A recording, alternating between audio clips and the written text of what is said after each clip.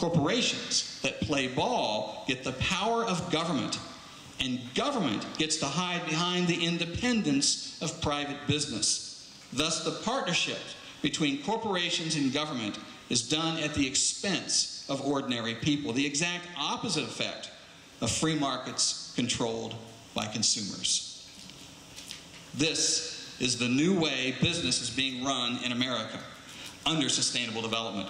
The business plan for the day: lobby for regulations. They argue it's good for the economy, creating jobs by destroying things from the past, that it's good for the economy to enforce regulations to make people buy things they didn't need before. It's certainly not free enterprise or open markets. The true description is government-sanctioned monopolies right out of the Mussolini fascist playbook. And the 30, ecological integrity. Well, that's just the excuse for it all. Sustainable policy interprets any action man takes as a direct threat to the environment. Sustainablists contend that humans only defile nature. And only a strong, central, all-powerful government, probably the UN, can protect the environment.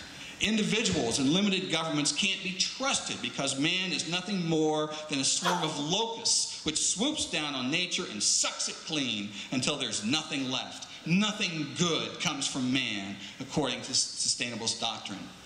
It's a real shame that these people never read history, because they would find what a strong central government does to the economy. All they had to do was look at the Soviet Union, which had the worst environment in the world. Yeah, China, yeah. And private property ownership and control is a main target of sustainable development. Consider this quote from the report of the 1976 UN Habitat I Conference, which said, quote, "Land cannot be treated as an ordinary asset controlled by individuals and subject to the pressures and inefficiencies of the market. Private land ownership is also a principal instrument of accumulation and concentration of wealth, and therefore contributes to social injustice," end quote. The fact is, Agenda 21 is a blueprint to completely change our society to a top-down planned central economy in a strange mixture of socialism, fascism, and corporatism. To convince Americans to accept it required something that would get us to sacrifice our natural rights voluntarily. The answer? Environmental Armageddon. You must sacrifice freedom to protect the planet. It's urgent, we're told. Consider this quote by Alexander King, co-founder of the Club of Rome. He said, quote, "In searching for a new enemy to unite us, we came up with the idea that pollution, the threat of global warming, water shortages, famine, and the like would fit the bill. All of these dangers are caused by human intervention. The real enemy, then, is humanity." So the urgency is on. Global warming is feeding the hysteria. There's no time to consider things like individual concerns and wants and needs.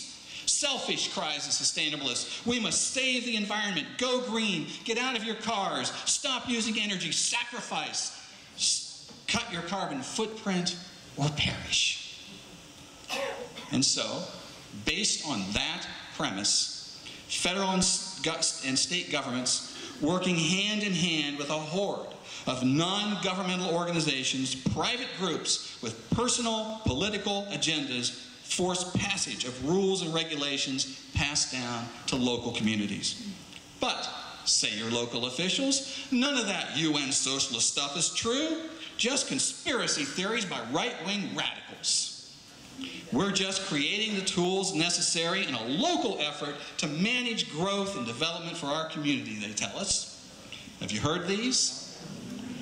Then consider this quote by J. Gary Lawrence, a planner from the city of Seattle and an advisor to the President's Council for Sustainable Development. He said, quote, "Participating in a UN-advocated planning process would likely bring out many who would actively work to defeat any elected official undertaking local Agenda 21. So, we will call our process something else. such as comprehensive planning, growth management, or smart growth. Local indeed. The fact is, this is a political movement led by those who seek to control the world economy, dictate development, and redistribute the world's wealth. They use the philosophical base of Karl Marx, the tactics of Adolf Hitler, and the rhetoric of the Sierra Club. Everything connected with sustainable development translates to higher costs, shortages, and sacrifice. The best way to understand what sustainable development actually is can be found by discovering what is not sustainable according to them. Maurice Strong, the Secretary General of the Earth Summit, said, quote, "Current lifestyles and consumption patterns of the affluent middle class involving high meat intake, use of fossil fuels, appliances, home and work air conditioning, and suburban housing are not sustainable." Obviously, the opposite is true then. Got to get rid of all those things. So, how is this wrenching transformation being put into place? There are 4 very specific routes. In the rural areas, it's called the Wildlands Project. In the cities, it's called smart growth.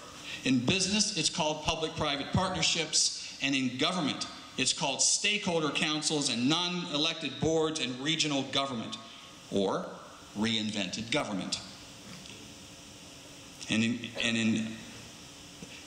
take them one at a time. First, the Wildlands Project was the brainchild of Earth First Dave Foreman, and it literally called for the rewilding of 50% of all the land in every state back to the way it was before Christopher Columbus set foot here.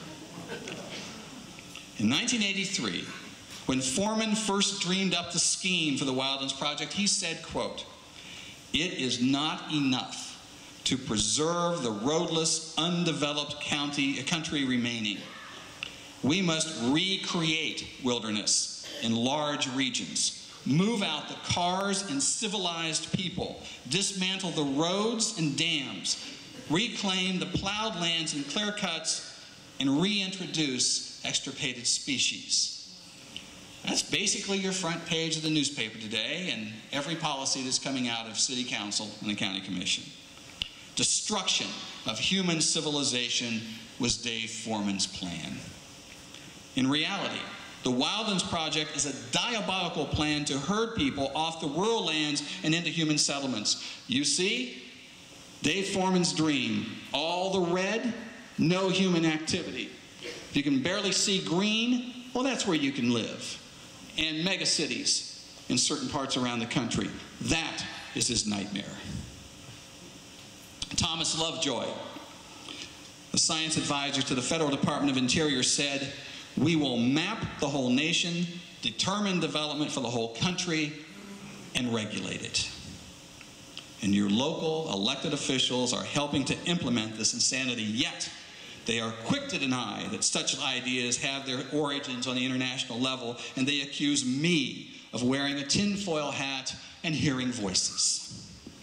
Well, here's a voice I hear. Again, Maurice Strong said at the Earth Summit, quote, "Isn't the only hope for the planet that the industrialized nations collapse? Isn't it our responsibility to bring that about? How does an industrialized nation survive when all the land and all the resources are locked away?" And that is the true agenda that we face. But how do you remove people from the land? Well, there's many tools in place to stop human activity and grow the wilderness. Deny grazing and water rights on public lands. It becomes more difficult and more expensive to run the farm or the ranch, and eventually it goes out of business. Lock away natural resources by creating more national parks. It shuts down the mines, and they go out of business.